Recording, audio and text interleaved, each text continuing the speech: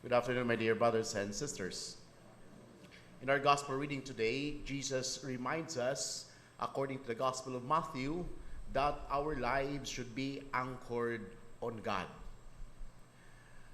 Kay numdum ko sa expression, kana bitaw makuyawan ta, simba ko maglinog, no? So may atong isyagit. No, lain man, no? Ang Jesus. Jesus Maria Joseph. Kanang Jesus Maria Joseph, Jesus, Mary, and Joseph. Yeah. Kalitan man mo na shortcut. But these expressions would tell us that many of us anchor our faith on Jesus. And in many instances, in times of calamities, we would see in the pictures wherein there would be a huge fire and people who were victims of fire, the first thing that they would be bringing would be the image of Santo Niño, or perhaps the image of our Blessed Mother. In other words, many of us in times of difficulties, in times of calamities, we call on God. And that is the reminder of gospel reading today, that our foundation should be anchored on God 24/7. Not only during calamities, but even in our ordinary and extraordinary experiences of our lives. My dear brothers and sisters, the Lord is not the last option. He is not the fire extinguisher of our life. What is a fire extinguisher? We use that in order to put off fire. Kung dunay kayo, gamit ta og fire extinguisher, pwede ginana po ang Ginoo ba sa ato. Makahinumdum ra ta Ginoo kung dunay kayo.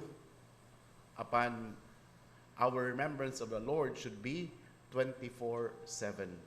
Not only fire extinguisher, ambot hinumdum pa mo atong jukebox. Itong karaang panahon bitaw nga naa sa eskina-eskina ba jukebox. So may buhaton katong jukebox nga muhog kag tulo ka 25 nya motukar, no? Wala pa tong video kay jukebox pa to sa una. And sometimes Jesus is also like that.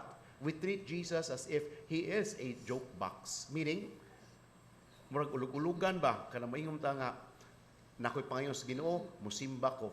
Nakoy pangayon sa Ginoo, moadto ko sa Santo Niño. Na ako'y i-take nga board exam, I will visit 7 churches. Ang uban na po kat simbahan para lang yung kapasar. Murag as if we're trying to play Jesus as if he is a child. Kanang ulug-ulugan nato nga mayuta magbinutan ko Lord ha, unya ihatag ni nako. But the Lord is not that way. Our relationship with the Lord is not like a joke box, is not like a fire extinguisher, because Jesus is a person. And so we need to enter into a relationship. And for a relationship to flourish, it has to be constant, it has to be consistent. Our relationship with the Lord will flourish if we communicate with Him 24/7. After all, He is not a fire extinguisher and He is not a joke box.